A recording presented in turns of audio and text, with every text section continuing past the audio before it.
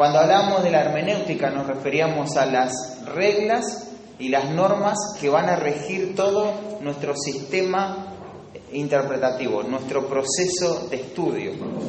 Las reglas vienen a ser, la hermenéutica vienen a ser las reglas, las leyes. A su vez esto es un arte que requiere un ejercicio constante, ¿no?, para poder dominar todas estas normas de la interpretación bíblica. ¿Cuál es el fundamento? Bueno, los fundamentos tienen que ver con la inspiración. Y ahí podemos definir un poquito lo que es la inspiración y ver cuáles son esas implicaciones que tiene la inspiración. Vimos que de nuestro método o de nuestra definición de inspiración es de donde nosotros vemos que el método que mayor coherencia tiene con la definición de inspiración es el método histórico y gramatical, ¿no? El método literal, histórico y gramatical. Ya hablamos de todo esto. También vimos las implicaciones que tiene la doble autoría. ¿Alguien me puede decir una de esas implicaciones que se derivan de la doble autoría? Hay una mente humana y una mente divina. Eso tiene que ver con la dualidad de autor. Ahora tenemos algunas implicaciones de esa dualidad de autor. Y tienen que ver, por ejemplo, la palabra fue dada en lenguaje humano. En un lenguaje humano, o un lenguaje humano. ¿Qué más? Unidad general en las escrituras. Como hay una sola mente que va a dirigir toda la escritura, hay una unidad, no hay contradicción. ¿Qué más?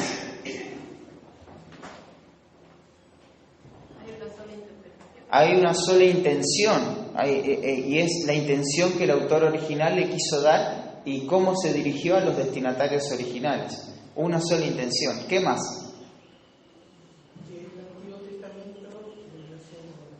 ¿Cómo? El Antiguo Testamento relacionado con el Nuevo, claro. Ahí tenemos esa progresión en la revelación, ¿no? Y ahí podemos ver nuevamente la unidad general, la claridad general, la intención única, el lenguaje humano, la naturaleza contextual de las escrituras. Y todo eso lo pudimos estar viendo. Sería bueno refrescarlo. Ahí en la clase de hermenéutica, en la nueva serie, ahí está en dos videos. Y gastamos bastante tiempo ahí. Incluso vimos cómo Jesucristo probó este método que nosotros vamos a utilizar. Y cómo de ahí eso viene a ser nuestra norma para poder interpretar la escritura así. Hoy vamos a hablar en cuanto a la observación, pero antes quiero mencionarte 3 o 4 cosas de por qué tenemos que seguir estudiando la Biblia de esta manera. Ya dijimos que porque Dios inspiró su palabra, Él se reveló en forma especial, utilizando un lenguaje humano, se ajustó a las normas del lenguaje humano, por lo tanto, conocer la comunicación humana es vital para conocer la intención de Dios. Ese es el fundamento. Esa es la razón principal. Pero después podemos derivar algunas razones más. Por ejemplo, nosotros queremos conocer a Dios. Nuestro fin es conocerlo. ¿Cómo podemos conocer a Dios? Entendiendo la Escritura. En segundo lugar, queremos estudiar todo el consejo de Dios. Y estudiar de esta forma la Escritura nos va a situar a ir por cada parte de la Escritura sin pasar por alto ningún detalle. Por más incómodo o difícil que sea el pasaje en consideración, nosotros los vamos a abordar utilizando todas estas herramientas y viendo cómo eso se aplica a nuestra vida. Eso nos lleva a un tercer propósito, que es aplicar la palabra de Dios a nuestra vida. O sea, el fin de esto es aplicar. No es simplemente saber, sino que la sabiduría está en aplicar ese conocimiento y crecer en la habilidad de cómo aplicar ese conocimiento. De hecho, en el devocional tenemos una parte dedicada a eso, a lo que es la aplicación y cómo hacerlo en el contexto de la iglesia, ¿no? En cuarto lugar, podríamos pensar que esta forma de estudiar las Escrituras nos ayuda a profundizar en nuestra lucha contra el pecado. Vamos a poder profundizar y abordar el pecado de nuestro corazón de forma más incisiva, sin reparos, sin ser superficial. Vamos a ir a lo que el texto nos está diciendo que vayamos. También vamos a crecer en algo que el Señor nos manda, y es la exhortación. Muchas veces tenemos problemas interpersonales, ¿no? Y formas de decir las cosas o qué decimos, cuál es el contenido de nuestra exhortación. Bueno, ¿de dónde tiene que derivar? No es de nuestra capacidad, de nuestra propia inteligencia, ni siquiera de nuestra experiencia, sino que es de la revelación de la palabra de Dios. De ahí tenemos que sacar nuestra base y nuestra autoridad para la exhortación mutua. Y es algo que estamos llamados a hacer. No solamente aplicar la palabra de Dios, la revelación escrita a nuestra propia vida, sino esa revelación escrita, aplicarla a la vida de nuestros hermanos. Hay que exhortarse mutuamente, ¿no? Entonces eso simplemente como para introducir. Vamos ahora sí. Lo que voy a hacer ahora va a ser bastante acelerado. Vamos a volar por todo lo que es observación y método y contexto histórico, cultural y literario. Va a ser bastante abrumadora la información. Vamos a tratar de ser sintéticos. No voy a dar tantos ejemplos, que los ejemplos siempre enriquecen el entendimiento, pero si empiezo a dar muchos ejemplos, vamos a gastar mucho tiempo y la verdad es que tenemos que cubrir mucho material. De todas formas, todo esto que vamos a hacer en esta mañana está en todo el proceso que ya vimos durante casi un año, ¿no? Así que todo esto sería un repaso. Es lo único que pretendo en esta clase es toda la idea que vos tenés de contexto histórico, cultural, literario, autor, destinatario, propósito, flujo de pensamiento, todas esas ideas que tenés, observación, preguntas y todo eso, quiero ordenarlas en tu mente para abordar ya la próxima clase y saltarnos a lo que es la gramática. O sea, mira, tenemos 3 clases acá antes de la gramática, vamos a utilizar una, vamos a condensar todo en uno, así el próximo encuentro que tengamos ya empezamos con las categorías gramaticales. Así que vamos a comenzar por lo que es observación y contexto. Observación. Si querés, vamos a ir anotando acá algunas palabritas.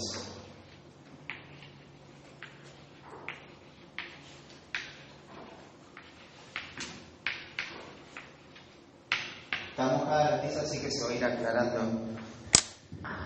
Entonces, observación. La observación es un elemento fundamental en todo proceso de investigación, no solamente en la Biblia, ¿no? En la observación se va a apoyar todo investigador para obtener datos y gran parte de lo que entienda, de lo que incorpore en su mente como conocimiento, va a ser mediante la observación. La observación es el método de examinación por excelencia y podemos entender cómo funciona o cómo ocurre un fenómeno en la medida que nos dedicamos a observar ese fenómeno. Podemos ver algunas clases de observación. Está la observación científica o la observación no científica. La observación científica significa observar un objeto claro, definido y preciso. El investigador, o el estudiante en este caso, sabe qué es lo que desea observar y sabe para qué quiere observar aquello. Y se va a preparar. Se va a preparar en forma minuciosa para presentarse a observar. La observación no científica tiene que ver con una mirada casual. Una mirada que tiene que ver a veces con, bueno, salgo a mirar y el sol, si va a llover o no, y miro y ya está, pero no observo todos los detalles. Es una mirada, podríamos decir, accidental. La diferencia que hay entre observación científica y no científica es la intencionalidad. Vamos a poner la intención. ¿Por qué? Porque la intención tiene un objetivo en mente. Miramos la Biblia con una intención, con un objetivo, con una meta. A la hora de hacer eso ya estamos observando en forma científica. Así que esto incluye a la realidad bíblica, y acá es donde proponemos la pregunta y respondemos algunas cosas. ¿Qué es lo que vemos? Ahora, ¿es legítimo que veamos de esta manera? ¿De dónde podemos ver esto en las Escrituras también? Bueno, sí, Salmo 119, versículo 18. Cuando vos mirás el Salmo 119, lo que hace el salmista, entre otras cosas, es exaltar a Dios por su revelación especial. Él exalta a Dios. La mayoría de los versículos del Salmo van a hacer alusión a la revelación especial de Dios. Ustedes saben a lo que me refiero, la revelación escrita, la palabra de Dios. Pero el salmista va a pedir algo, va a hacer una petición especial en ese salmo. En el versículo 18 va a decir: abre mis ojos y miraré las maravillas de tu ley. ¿Qué está pidiendo el salmista? ¿Que Dios le dé una mirada mística donde él pueda ver cosas que nadie ve? No. Lo que el salmista está pidiendo es un poder de observación. Él le está diciendo a Dios que le dé la gracia para que él pueda mirar no solamente la superficialidad de lo que está frente a él, sino que él pueda ver la profundidad, la riqueza, la relevancia que eso tiene. Él no quiere hacer una observación superficial, él quiere mirar en forma profunda. Ahora, eso está implícito en ese texto, y de esa manera nosotros tenemos que ir a la Biblia. Esa tiene que ser nuestra oración: Señor, ayúdame a mirar esto en forma profunda, en forma intencional. Ahora, te dije que la observación científica tiene que ver con una intención. Vamos a suponer que yo quiero estudiar las estrellas, y tengo toda la intención y el propósito para poder hacerlo. Así que agarro la silleta, espero que se haga de noche y me siento en el patio y empiezo a mirar las estrellas. ¿Es suficiente para que eso sea considerado una observación científica? No. Pero yo tengo una re buena vista. Nunca usé anteojos. Lo uso solamente por el reflejo de la compu. ¿Pero no es suficiente? ¿Qué necesito? Aparatos, un telescopio, una computadora, muchos datos, información. Necesito incluso viajar a diferentes lugares de la Tierra en diferentes momentos del año para tener una apreciación mejor de las estrellas. Necesito conocer la cultura de las estrellas, todo lo que rodea a esa información. Entonces lo que voy a necesitar en mi observación son herramientas.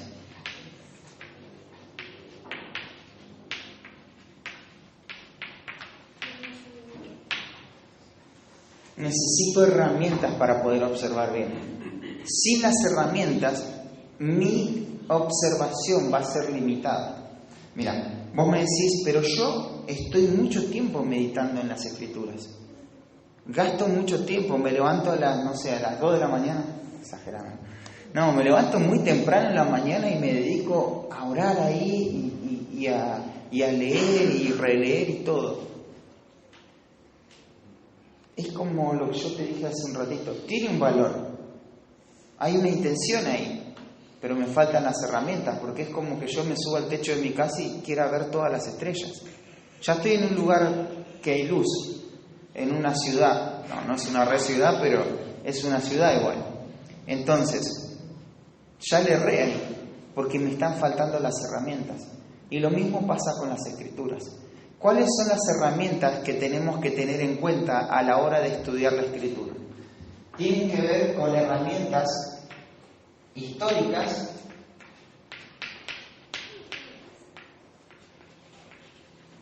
y herramientas lingüísticas.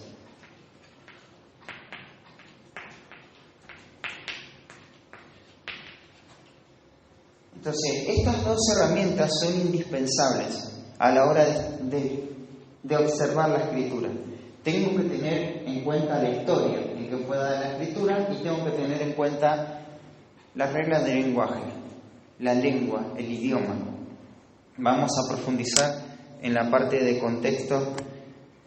En esta mañana vamos a abarcar toda la parte de las herramientas y en las siguientes clases la parte del idioma. Pero necesitamos tener herramientas históricas y lingüísticas. Podríamos decir hermenéuticas también. Pero bueno, eso es todo lo que hace a las reglas. Sería algo más general. La escritura tiene que ser examinada de esa manera, hermanos. Siempre digo lo mismo, ¿no? Afírmense bien en estos principios, porque a la hora de que nos encontremos con un pretérito perfecto y digamos, no, yo no quiero estudiar eso, porque eso a mí no me gusta. No se trata de que si te gusta o si no te gusta. Si querés observar, así como rogó el salmista, necesitas estas dos herramientas, sí o sí.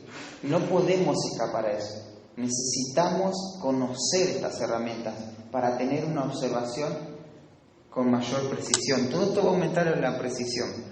Así que bueno, vamos a seguir avanzando. Ahí podríamos ir a 1 Pedro capítulo 2 versículo 1 al 4. Anotalo simplemente. Y Romanos capítulo 12. Ahí hay una palabra clave que tiene que ver con, como niños recién nacidos, desear la leche espiritual no adulterada, refiriéndose a la palabra de Dios. Y va a ser ese alimento espiritual. Esa palabra espiritual es interesante, porque tiene que ver con algo que pasa por la mente. La palabra griega es lógicon, es un adjetivo. Y de donde llega nuestra palabra lógica, razón. Claro que no es simplemente racional el sentido que le está dando el autor original acá, pero lo incluye. Hay una implicación de algo que pasa por la razón. De hecho, algunos traductores esta misma palabra la traducen como racional. En Romanos capítulo 12 dice que nosotros tenemos que ofrecernos a Dios en sacrificio racional. Y ahí se utiliza la misma palabra. Entonces, pasemos ahora a la otra cuestión que tiene que ver con el contexto.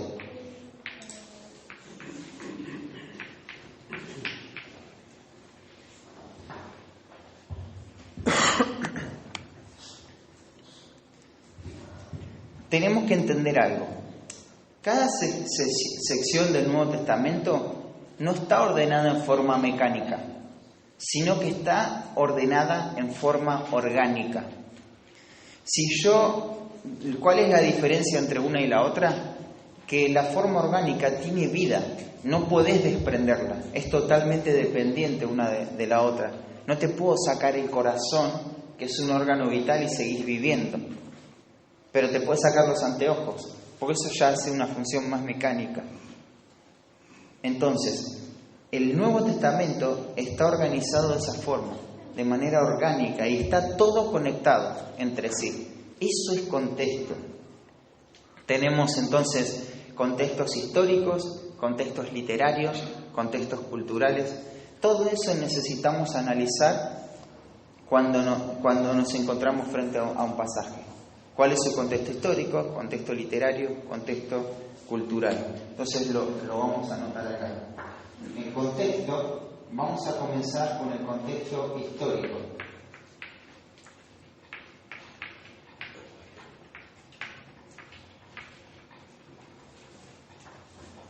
Vamos a comenzar con el contexto histórico. Cada libro de la Biblia fue escrito a lectores específicos en una situación histórica específica y con un propósito también específico. Nosotros tenemos que determinarnos a descubrir, a entender cómo se comunicaron los lectores originales. De esa forma vamos a poder reconstruir el trasfondo histórico que estamos considerando.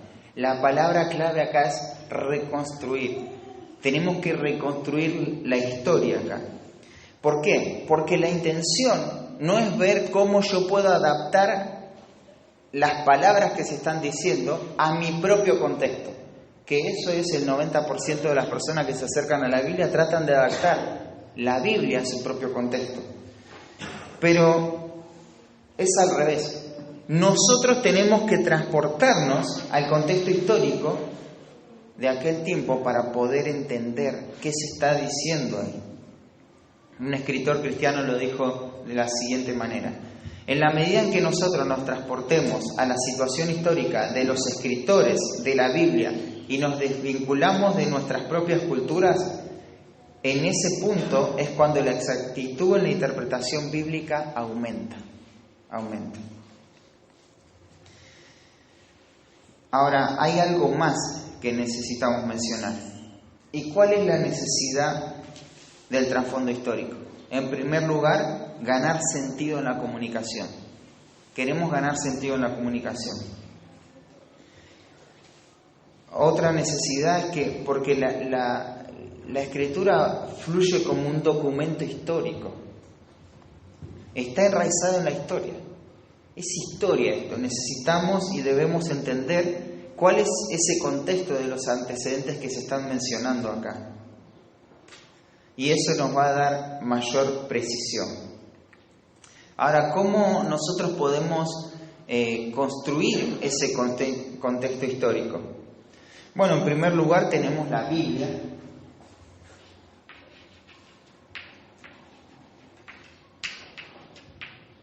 En segundo lugar tenemos recursos extrabíblicos.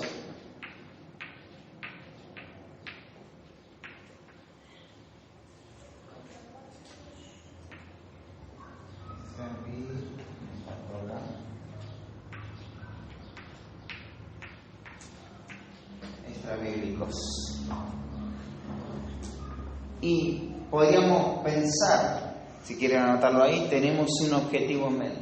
Cuando nosotros vamos a analizar el contexto histórico, tenemos la Biblia, recursos extrabíblicos y un objetivo en mente, ¿no?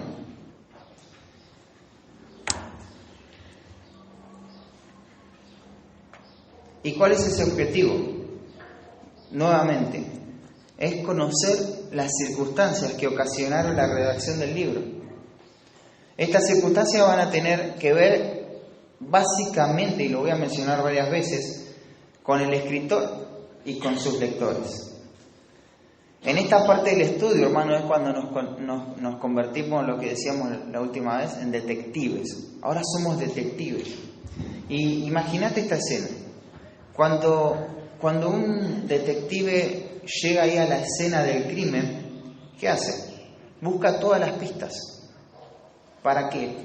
Para reconstruir todo lo que pasó. Y él dice, bueno, mira, acá le pegó una puñalada y la arrastró hasta aquella puerta. Ahí le pegó 2 patadas y la metió dentro de una bolsa. ¿Y cómo sabe? Pues sí, ¿cómo se da cuenta? Bueno, porque hay huellas, hay marcas, y cuentan algunos detalles que vos decís, parece que lo estuvieron filmando. Bueno, esa es la habilidad, ¿no? La habilidad que tienen para observar, porque observan con un propósito en mente, ¿no? Tienen un objetivo y utilizan todos los recursos a disposición ¿para qué? Para reconstruir lo que pasó. ¿Cuál es nuestro objetivo en el contexto histórico? Es reconstruir la historia.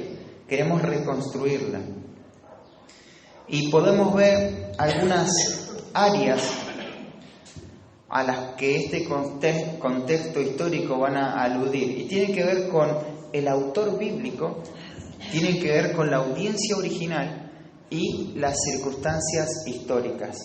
Cuando yo te pregunto sobre el contexto histórico y en tu explicación no está incluido autor bíblico, audiencia original o circunstancias históricas, está mal, no estás entendiendo el concepto. El contexto histórico abarca estos tres campos. Queremos saber quién escribió el libro, en qué momento se escribió, qué motivó al autor a escribir este libro, a qué problemas o situaciones o necesidades específicas se dirigía, de qué se trata el libro, en qué etapa o madurez de su vida se encontraba el escritor. Ahora, veamos algunos detalles de cada uno. En cuanto al autor, no es solamente conocer el nombre de una persona. Pablo, apóstol de Jesucristo, a los hermanos de Gálatas. Ya sé, el autor es Pablo, listo, acá en autor pongo Pablo. Estás conociendo un nombre. Vos no necesitas simplemente conocer un nombre. Vos tenés que conocer a una persona. Tenés que ponerte a pensar en su historia, su parentela, su carácter, los aspectos de su personalidad, su conversión, características intelectuales, cultura. ¿Cuáles eran las motivaciones más profundas de este autor? ¿Qué valores movían todas las decisiones de este autor? El objetivo es tener un conocimiento estrecho con el autor. Es saber cómo pensaba. Es decir, si Pablo, Juan, Santiago, Pedro le hubiese pasado esta situación, ¿qué diría? ¿O qué diría de esto que me está pasando? Si yo le cuento, le confieso, le rindo cuenta de mi pecado, ¿qué me diría él? Ya te estás metiendo en la mente del autor. Tenemos que tener un manejo de los destinatarios originales a fondo. Tenemos que conocer su cultura, su economía, su política, su vida en sociedad, su vida religiosa. Y algo que no se nos tiene que pasar de ninguna manera desapercibido cuando vemos el contexto histórico es la ocasión. Tenemos que reconstruir el mundo del autor bíblico. ¿Qué es lo que motivó al autor a escribir esto que está escribiendo? Y un teólogo del siglo pasado llamado Berkov lo va a decir de esta manera. Para esto tendrá que informarse respecto a los accidentes físicos del país donde los libros fueron escritos, sobre el carácter, la moral, la historia, las costumbres del pueblo entre quienes o para quién fueron escritos. Tendrá que trasladarse mentalmente al siglo que vio nacer al escritor y las condiciones originales. Tiene que ponerse en el mismo lugar del autor y tratar de penetrar en su misma alma, como si estuviera viviendo su vida y pensando sus pensamientos. Lisa y llanamente te lo puedo graficar de esta manera. Vos estás sentado al lado del escritor, con la carga que ese escritor tiene en su corazón, y estás mirando cómo escribe esas palabras. Te transportás con esa carta, llegás hasta los destinatarios originales y en el momento que la leen, vos sos uno más de esos destinatarios. Y estás ahí, porque conoces todo lo que rodea ese escrito. Eso es contexto histórico. Tenemos en cuenta las circunstancias geográficas, las condiciones climáticas, todo lo que va a influir en el pensamiento, en el lenguaje del escritor. Por ejemplo, nosotros vemos cómo estos elementos de la naturaleza influyen en la mente de Santiago a la hora de escribirle, ¿no? Un montón de alusiones hay a la naturaleza. Circunstancias políticas. ¿Qué papel tenían las naciones de aquel tiempo? De alguna forma esto dio origen al escrito. Ves en las cartas primera y segunda de Pedro también una incidencia muy grande, sobre todo en el primer escrito, ¿no? Las circunstancias religiosas. Y podemos ver un proceso. Primero vamos a afirmar algunas cosas. Contexto histórico, Biblia, recursos extrabíblicos y un objetivo en mente, ¿no? Vamos a poner acá si lo aclaramos bien. ¿Y qué tenemos que ver de la Biblia? El libro en cuestión. Y en segundo lugar, pasajes paralelos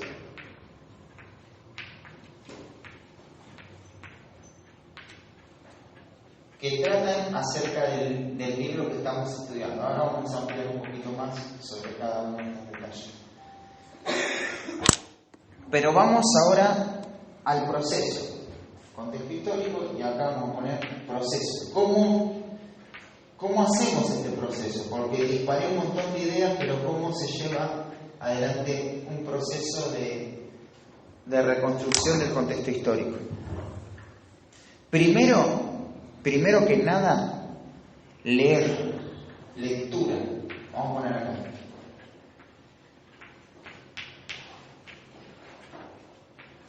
Lectura del libro.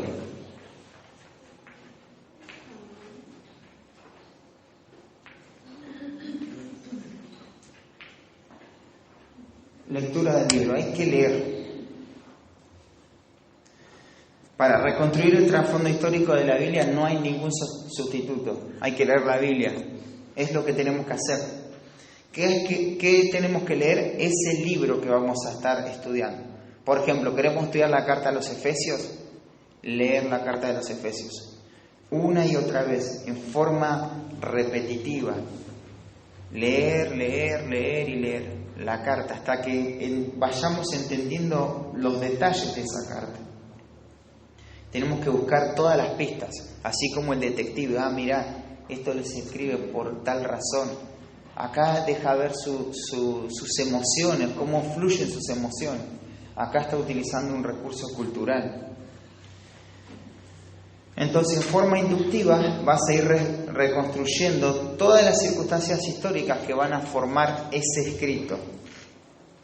Y responder preguntas tales como: ¿quién escribió el libro? A veces no se ve claro la escritura, el autor del libro, pero ¿quién lo escribió? Es una buena pregunta. ¿Cuándo fue escrito? ¿Cómo encaja en la vida del autor este libro? ¿Qué circunstancias rodearon la redacción del libro? ¿Qué acontecimientos motivaron al autor a escribir el libro? ¿Qué problemas, situaciones o necesidades tenía el autor en mente? ¿Cuál era la ubicación y las circunstancias del autor en el momento de escribirlo? ¿Qué dice el autor bíblico sobre sí mismo? ¿A quién se escribió el libro? ¿Quiénes fueron los destinatarios originales del libro? ¿Cómo se caracterizaron por el autor bíblico? ¿Cuál es el nivel de madurez espiritual? ¿Cuáles fueron sus fortalezas y debilidades?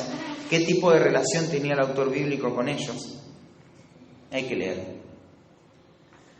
Y otra cosa más, cuando después que leíste, podés leer un libro corto haciéndote una pregunta.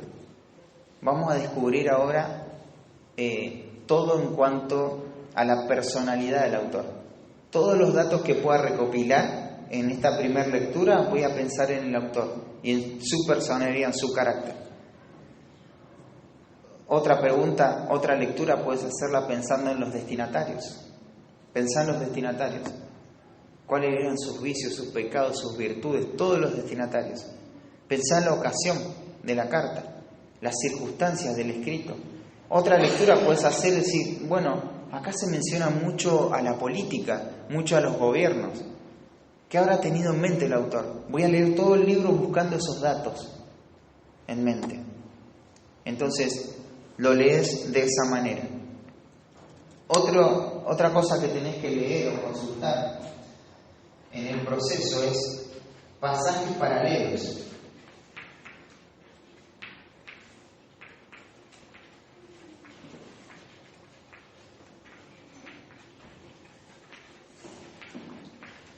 Por ejemplo, nosotros estudiamos 1 y 2 de Timoteo y lo lees un montón, contestás todas las preguntas que mencionaba recién. Un pasaje paralelo, ¿cuál podría ser? Hechos, capítulo 16, 17 y 18. Ahí te muestra Pablo cuando estaba en Filipos antes de llegar a Tesalónica. Después de llegar a Tesalónica y ya cuando estaba en Corinto, justo antes de escribir la carta. Tenés 3 capítulos del libro de los Hechos que te pueden ubicar, te pueden dar matices únicos sobre el contexto histórico de la carta de Tesalonicenses. Tenés la Biblia, los recursos, no es que saltás a un diccionario o un libro de una, no, mirás los recursos. Por ejemplo, querés estudiar Primera de Pedro. ¿Qué haces? Bueno, quiero saber quién es el autor, empieza con el autor.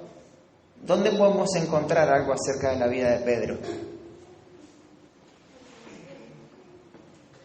¿Dónde los podemos encontrar? En los evangelios. No solamente en los evangelios, ¿no? ¿En dónde, por ejemplo? En Hechos. ¿En dónde más? En Romanos no. En Gálatas también. Entonces tenemos que agarrar y mirar toda la evidencia escritural que hay. En los evangelios tenemos Mateo, Marcos, Lucas, Juan, tenemos para rato, ¿no? Todos los detalles que se den de la vida de Pedro en los evangelios, en el libro de los Hechos, en Gálatas. Podemos mirar eso. Podemos ver que ahí tenemos un montón de información sobre el autor.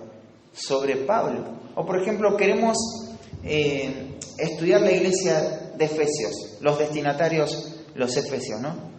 ¿Dónde podemos sacar la información de la iglesia de Éfeso? En Hechos, en Apocalipsis, en el mismo libro de Efesios, pero ya lo leímos, estamos buscando pasajes paralelos. ¿Qué más? Primera y segunda de Timoteo. ¿Dónde estaba Timoteo?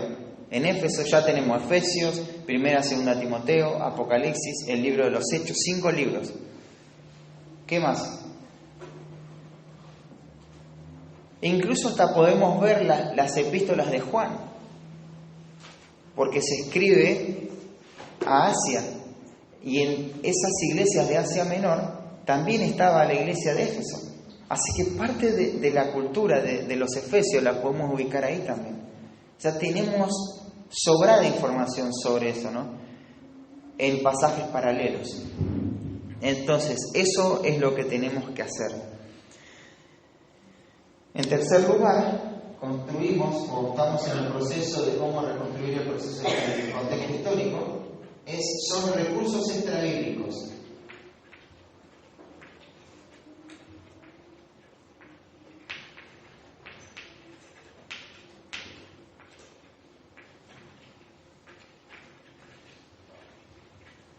Recursos extrabíblicos. Un diccionario, por ejemplo. Quiero estudiar acerca de Efesios, nuevamente. Busco en el diccionario la palabra Efesios. Y ahí me va a proporcionar un resumen de todo lo que la Biblia dice de Efesios, de los Efesios.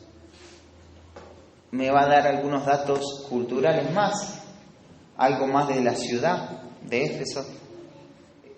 Un diccionario, una muy buena ayuda. Comentarios, pero no para leer el comentario de los pasajes, sino la introducción. Todos los comentarios exegéticos tienen una introducción. ¿De qué se trata la introducción de un comentario? Rebeca, no conteste, por favor. Del contexto histórico. ¿Y de qué se trata el contexto histórico? ¿Dónde vivía? ¿De qué? De lo que estamos hablando acá, ¿no? El contexto histórico. Vamos a escribir acá entre paréntesis.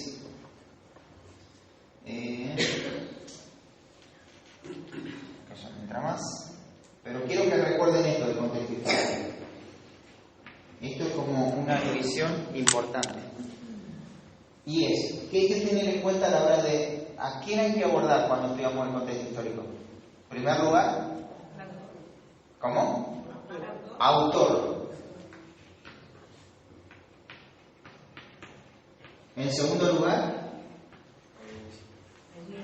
audiencia. En tercer lugar, circunstancias o ocasión, ¿no?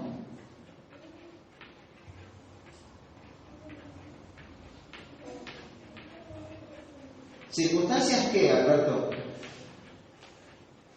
¿Circunstancias qué? ¿Qué circunstancias? Las que estaban sucediendo en ese momento no sería suficiente, es parte de la respuesta. Las que estaban sucediendo en ese momento que dieron lugar al escrito del autor. Son las circunstancias puntuales que dieron origen a esta carta. Esto estaba pasando, por lo tanto se escribió esta carta. Esas serían las circunstancias. Entonces nosotros tenemos en cuenta esto principalmente. Para poder conocer esto, lo que hacemos es agarrar la Biblia, recursos extrabíblicos, una observación en mente. El proceso sería lectura bíblica nuevamente, pasajes paralelos, recursos extrabíblicos. Las introducciones de los comentarios nos van a dar esos recursos, nos van a dar ese contexto. Pero no podemos invertir el orden. ¿De dónde deberíamos empezar? Bueno, voy a agarrar un comentario porque quiero empezar a estudiar Apocalipsis. No, tengo que leer el libro. Tengo que leer todo lo que la Biblia dice de Apocalipsis, en segundo lugar. Y por último, tengo que agarrar un comentario, un diccionario, lo que fuera, y seguir comparando lo que yo recopilé en las lecturas y lo que el comentario me aporta que yo no fui capaz de ver. Entonces eso es lo que tenemos que hacer. En cuarto lugar, en el proceso tenemos que hacer una redacción.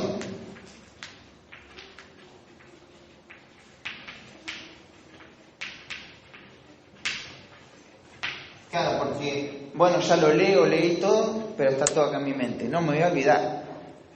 O sea, tengo que redactar toda la información que yo obtuve de las lecturas, las citas de los recursos extrabíblicos, esta información la saqué de acá, de allá. Entonces, armás todo un resumen del contexto histórico. Vamos al contexto literario ahora. Hablemos un poquito del contexto literario. Vamos a tratar de que entre todo el contexto literario.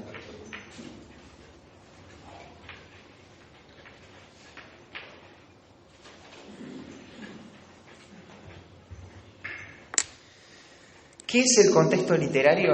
Lo que va a rodear un pasaje específico y le va a dar sentido. El contexto literario, una de las cosas que va a aportar en nuestra exégesis es el significado. El significado. Vamos a sacar una línea acá y poner significado.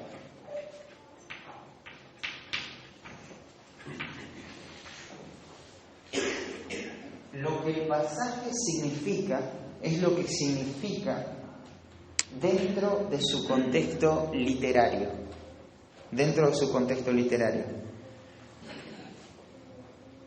No podemos ver un texto fuera de contexto. Siempre lo decimos, ¿no? Pero es el error que siempre cometemos también. O sea, tenemos que ver que ese pasaje estuvo entretejido en un flujo de ideas que le dan significado a ese texto. Sin ese flujo de ideas, no tenemos el significado de ese texto. Podríamos decir que un versículo mencionado en el aire, sin su contexto, no constituye la palabra autoritativa de Dios, porque no está comunicando, no está captando el sentido que el contexto le da a ese texto. Entonces es muy importante que nosotros entendamos cuál es el contexto en el que ese pasaje se está dando.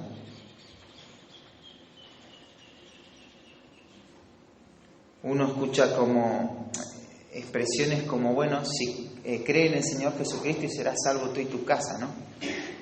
Cree y todos en tu casa se van a salvar. Pero si no analizas ese texto dentro de su contexto, Pablo le está diciendo a un carcelero esto. Por una situación puntual, algo había pasado. Ese hombre era un soldado, que dentro de los soldados habían leyes. Esas leyes hacían que este hombre muera si se escapaba un preso. ¿Qué significa toda la casa? La casa se refiere a ¿qué? A todos los integrantes de la casa, de la familia. Y eso muchas veces podía implicar que los sirvientes incluso se estaban mencionando acerca de la casa. Esclavos dentro de la casa. Entonces no podemos nosotros nuevamente, ¿no?, con nuestro pensamiento ir al texto y darle un significado cultural presente a un contexto antiguo. Tenemos que ver más allá de Pablo y del carcelero, qué tenía en mente Lucas a la hora de escribirle esto a Teófilo, que era el destinatario original, y cómo eso iba a impactar su vida, cuál era el propósito. Entonces necesitamos entender eso. Si creemos en la inspiración y si creemos que la inspiración es aquella guía sobrenatural que el Espíritu Santo ejerce sobre los autores bíblicos, en el cual los escritos reciben veracidad divina y van a constituir una regla autoritativa para la fe y práctica, entonces no podemos sacar el pasaje de su contexto, porque así fue dada la palabra de Dios. En un tiempo determinado, por una persona determinada, a destinatarios determinados, por una razón y un propósito determinado, y con un flujo de pensamiento progresivo determinado. No es algo al azar. Podemos ver la representación de esto con una imagen. Nosotros tenemos un texto que está dentro de un párrafo.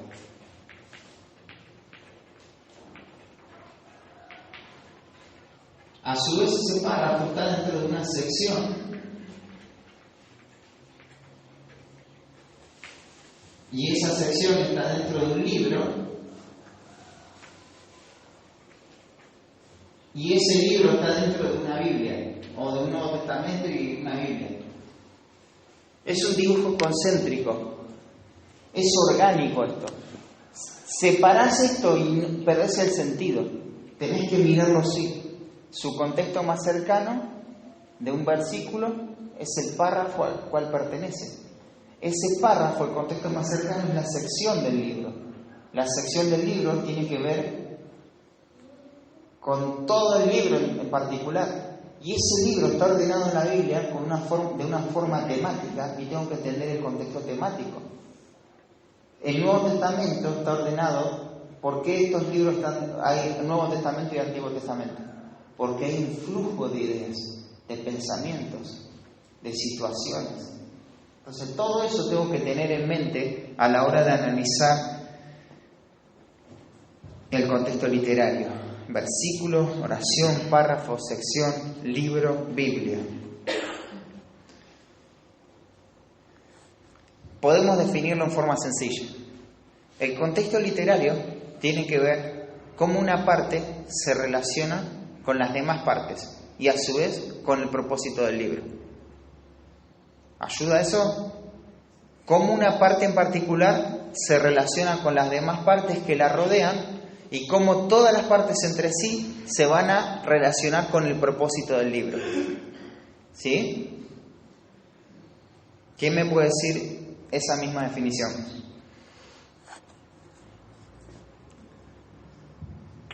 Como sea, como salga. ¿Aldito? Sí, tiene que ver con lo que vos decías, de que cada pasaje o cada texto de la Biblia responde a una temática general, específica y relacionada a eso. Claro. Entonces, cómo una parte se relaciona con otra parte más grande y esas partes se relacionan con un propósito general. Nuevamente, eso es contexto literario. Cuando hablamos de contexto literario, queremos saber cómo están fluyendo las ideas, cómo se están relacionando entre sí. ¿Y cómo se hace? Bueno, lo primero que tengo que hacer para encontrar este significado es ir en un orden. Tengo que tener en mente el propósito del libro.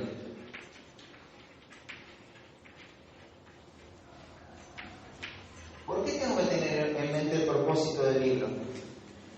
Porque es importante saber a qué va el autor, a qué está apuntando el autor a la hora de darte todas estas partes. Yo, por ejemplo, te doy esto.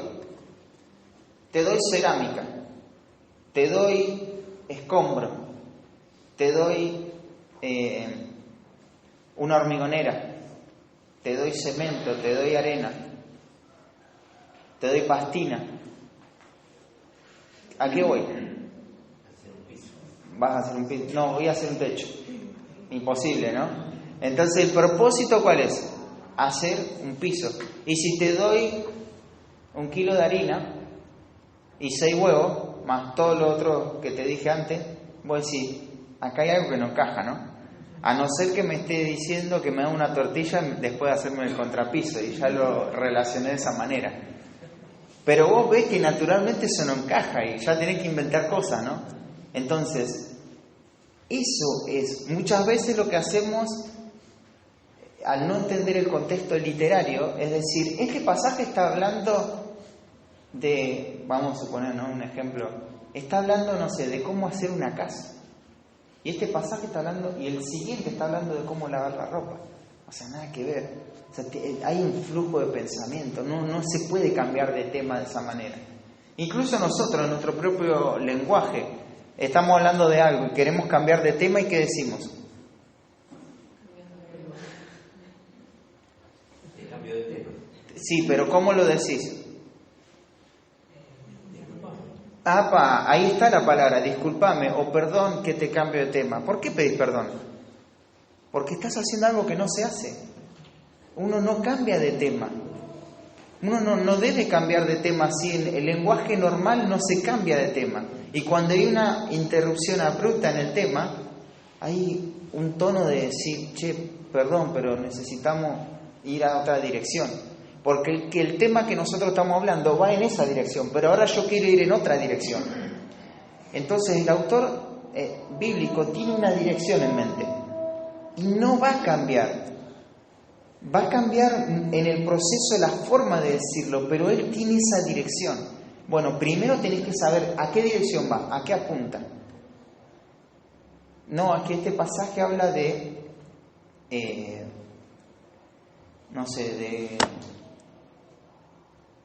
vamos a suponer, tenés 1 Corintios capítulo 15 y habla de las malas conversaciones que corrompen las buenas costumbres. Este pasaje habla claramente de eso. Es decir, 1 Corintios 15, ¿estás seguro? Sí, eso se menciona ahí, pero no es la dirección. El tema es mostrar a través de la evidencia de la resurrección de Cristo que el creyente va a ser glorificado y por lo tanto tiene que animarse en la obra de Dios. El trabajo del creyente no es en vano. Dios tiene una recompensa eterna para el Hijo de Dios. Por eso Él no se tiene que aferrar a estas cosas de la vida, sino mirar en la eternidad. Y fíjate, la evidencia es la resurrección de Cristo. Vos también vas a resucitar, vas a ser glorificado igual que Cristo. Entonces, ves, hay un flujo, hay un objetivo en mente, un propósito definido. Entonces, identificamos el propósito del libro. Resumimos el argumento del libro. ¿Cómo se argumenta este propósito? Entonces, leímos todo el libro nuevamente, leer.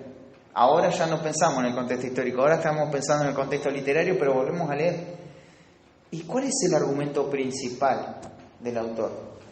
¿Cuáles son los temas recurrentes? Por ejemplo, vas 1 Pedro, el sufrimiento, es un tema que constantemente se aborda. No es el argumento del autor, pero ¿cuál es el objetivo en mente? Que en ese sufrimiento ellos tienen que resistir firmes en la gracia de Dios. Ese es el propósito. Tenéis que examinar el contexto del pasaje. ¿Cómo se relaciona este pasaje con el pasaje anterior y con el pasaje que va a decir después? Tenés 1 Timoteo, capítulo 3, versículo 16 y 17. Toda la escritura es inspirada por Dios y útil. ¿Y cómo se relaciona con lo que dijo anteriormente? Bueno, Timoteo tiene que persistir en la escritura. ¿Por qué? Porque la escritura es autoritativa y es suficiente. Y vas al capítulo 4, versículo 1, listo, acá cambiamos de tema rotundamente. No, predica la palabra.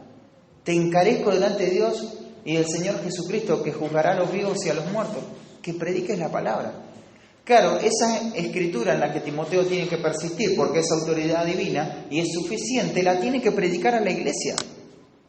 ¿Te das cuenta? Ahí hay un flujo de ideas. Vos podés pasar de una parte a otra y ves que hay una relación, porque hay un propósito en mente. Y de esa forma vas a poder determinar el propósito específico del pasaje en consideración. Preguntas claves. ¿Cómo encaja este pasaje en el flujo de pensamiento del autor? ¿Qué contribución hace en el flujo de pensamiento? ¿Por qué lo incluyó a este pasaje, en este punto específico del libro? ¿Cuál es el propósito principal del pasaje en su contexto original? Estas preguntas se las tienen que hacer los maestros de escuela dominical. ¿Por qué ahora Moisés quiere contarles en Génesis capítulo 10 cómo surgieron todas las civilizaciones después del diluvio? ¿Qué tenía en mente Moisés y cuál era la intención de comunicar esa narrativa específica en ese momento de la historia? No antes, no después, sino ahí, en ese punto. Eso es contexto literario. ¿Y cómo se relaciona el pasaje con lo dicho anteriormente? Con la embriaguez de Noé. ¿Cómo se relaciona eso? ¿Y cómo se va a relacionar después con Génesis capítulo 11? Entonces, todo ese ejercicio mental hay que hacer. Por ejemplo, yo te digo, Santiago está abordando un tema que está poniendo en evidencia que muchas personas no son parte del pueblo de Dios. Santiago capítulo 4. Hay guerras, hay conflictos. Antes había dicho que todo esto tiene que ver con una sabiduría que es mundana, porque la sabiduría que es divina es pacífica, es pura, amable, benigna y todas las características, ¿no? Pero ahora la pregunta es, entonces, ¿de dónde vienen las guerras? Bueno, vienen de los deseos del corazón. Los deseos de placer son deseos insaciables. Entonces le va a mostrar primero el origen del pecado. Te lo digo así resumido. Le muestra el origen del pecado. El último pasaje que estudiamos en Santiago hablamos del adulterio espiritual. ¿Qué le está mostrando con esa palabra adulterio y todos esos lenguajes tan fuertes y marcados? La gravedad del pecado. Primero le muestra el origen del pecado, después le muestra la gravedad del pecado, y ahora en el pasaje que vamos a estudiar después viene algo: lamentaos, afligidos, llorad, toda vuestra risa se convierta en tristeza, o sea, el arrepentimiento del pecado. O sea, pero ¿podés ver el flujo de pensamiento? Y si vos mirás el texto así, parece que está todo desconectado. ¿Cómo ahora viene con esto, lo otro? Tenés que tratar de conectar ese flujo para que y a la luz del propósito general del libro. Un creyente no luce así. Y él quiere que el creyente viva como un hijo de Dios. Ese es el propósito del libro. No se dicen cosas desconectadas. No es que yo digo, bueno, vamos a empezar la clase hoy temprano, va a llover, hay muchos temas importantes y oren por el viaje a Tucumán. O sea, no tiene sentido hablar así. Tiene que haber un flujo, una conexión entre las ideas. Si te perdés de vista esto, perdés el propósito del libro. No podés perder el flujo de pensamiento. Esto es muy importante a la hora de observar. ¿Y cómo es el proceso? Nuevamente, identificar el proceso general del libro, ya lo anotamos.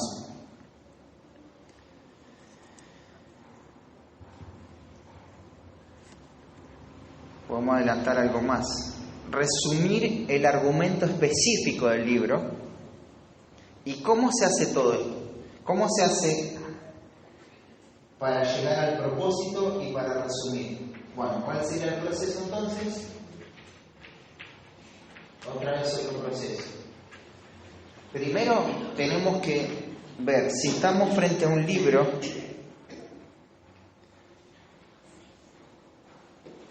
Si estamos frente a un libro, una carta, tenemos que separar todo el libro en párrafos. Es seccionar todo.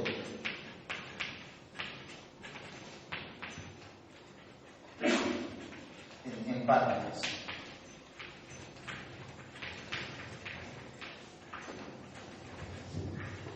Cada párrafo es una unidad de pensamiento.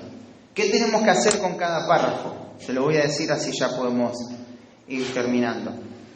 Tenemos que resumir lo que el párrafo está diciendo, poder explicarlo, entender cuál es la intención de ese autor, pasar al siguiente párrafo y hacer lo mismo, observar ese párrafo y resumir la idea principal. Al tercer párrafo lo mismo, cuarto párrafo, los 20, 30 párrafos que tenga el libro. Después de eso, ¿qué hacemos? Vemos cómo cada párrafo se relaciona. Primero no buscamos la relación, eso lo hacemos en segundo lugar. Tratamos de ver cuál es la relación entre párrafo y párrafo. Acá Pablo está hablando de esto y ahora saltó a este tema que se relaciona de esta manera con este y después va a hablar de aquel tema. ¿Y cómo se relacionará esto? Y empezás a pensar, 3 horas pensando hasta que lo sacaste. Y ahora sigue el flujo, va fluyendo el pensamiento. Y cuando te acordás ya tenés todo el flujo de pensamiento. Después de eso, lo que haces es ponerle un título a cada párrafo para tener un bosquejo. Parece que un bosquejo es sencillo, pero primero tenés que resumir la idea de cada párrafo, después hacer un flujo de pensamiento de ideas y después un título específico a cada párrafo. De esa manera vas a obtener el contexto literario. Y todo eso lo relacionás con el propósito general del libro. De esa forma vas a rastrear toda la progresión del proceso a lo largo del libro. Así que te lo dije. Y el contexto cultural, solamente te lo voy a mencionar algunas cosas. sencillas del contexto cultural. El contexto cultural tiene que ver con cómo las personas se relacionaron en una cultura específica. Esto va a incluir sus creencias, valores, moralidad, costumbres, ropa, herramientas de trabajo, vivienda, armas, educación, clase social, relaciones personales, vida familiar, gobierno, formas de comunicación. Va a abarcar todos los aspectos de la vida cotidiana, la religión, la política, la sociedad, la economía, la arquitectura, los negocios, la geografía del lugar, los viajes. Por ejemplo, recién te dije, anda a la Biblia para ver Pedro. Bueno, Pedro menciona a los que están en el Ponto, Galacia, Capadocia, Asia y Bitinia. Anda a la Biblia y fíjate que ahí hay un mapa. Ves el contexto cultural en la geografía, cuál era el lugar específico, las costumbres de ese lugar específico. ¿Y qué tenés que hacer dentro del contexto cultural? Identificar qué elementos del pasaje han sido influenciados por la cultura. Entonces, la cultura va a aportar influencia. Esto es muy importante, hermanos. ¿Cómo esa cultura influenció ese pasaje? Eso a veces te resuelve un problema exegético tremendo. Me pasó en Santiago varias veces. Entonces, tenés que lograr ver eso. En segundo lugar, tenés que determinar el significado que esa cultura tiene en ese pasaje. No solamente esto lo influenció de esta manera, sino cómo aporta el significado de este pasaje.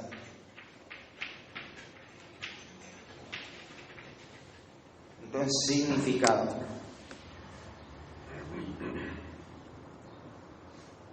Y bueno, ahí tenés recursos bíblicos y también, nuevamente, extra bíblicos. Interpretar el pasaje a la luz de ese contexto cultural. Bueno, ¿qué hay que hacer para la clase que viene? Vamos a tener una tareita. Número 1, repasar esto. Afirmar los principios. Le voy a mostrar un repaso rápido. Observación. ¿Qué hay que tener en mente en la observación? Una intención. Necesitamos profundizar en las herramientas históricas y lingüísticas. Ese es el primer tema que vimos. Acá hay un principio fundamental, hermanos. Cuanto más observo, más aprendo. Más observo, más aprendo. Número 2, vimos el contexto. ¿Cuáles son los tres contextos, Sole? Los tres contextos son el histórico, el cultural y el literario. Contexto histórico, literario y cultural. Perfecto. El contexto histórico trata acerca del autor, la audiencia y las circunstancias que dieron lugar al escrito en la mente del autor. Entonces, ¿qué tenemos en cuenta? La Biblia. La Biblia, vamos a leer el libro en cuestión, pasajes paralelos, y después recién vamos a saltar a los recursos extrabíblicos. Vamos a tener un objetivo en mente y todo esto va a ser comandado en un proceso, ¿no? Número 2, en cuanto al contexto, el contexto literario. El contexto literario es lo que le va a dar significado al pasaje, sentido al pasaje. No se puede separar un pasaje de su contexto. Tenemos que tener en cuenta a la hora de estudiar el contexto literario el propósito general del libro. ¿Y cómo hacemos eso? Dentro de un proceso. El proceso es seccionar todo el libro en párrafos, si es una carta, si es una narrativa, en historias. Y ahí ya terminaríamos. Hacemos un resumen de cada sección, la idea central de cada sección. Después hacemos una recopilación del flujo, cómo se relacionan todas esas ideas en particular. En tercer lugar, hacemos un título a cada párrafo y ahí tenemos un bosquejo. A la hora de plasmar el bosquejo ya manejás el libro de otra forma. Tercer contexto, cultural. ¿Cómo la cultura va a influenciar ese pasaje?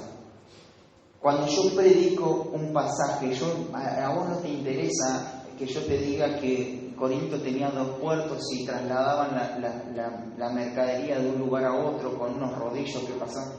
Si eso no le interesa al texto que estoy predicando, ese contexto cultural tampoco te va a importar a vos. Tengo que ver cuál contexto sí verdaderamente influenció el pasaje. Y ahí vas a aprender un montón para poder determinar su significado. Entonces, ¿qué hay que hacer? Este mapita.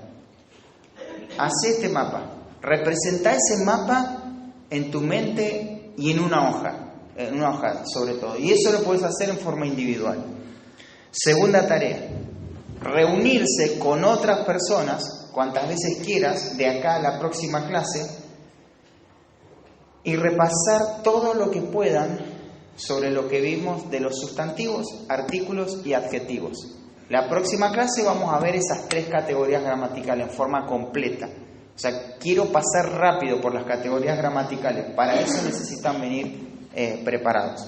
Así que bueno, eso sería todo. Oramos. Señor, gracias por este tiempo, esta mañana, por poder participar de esta clase.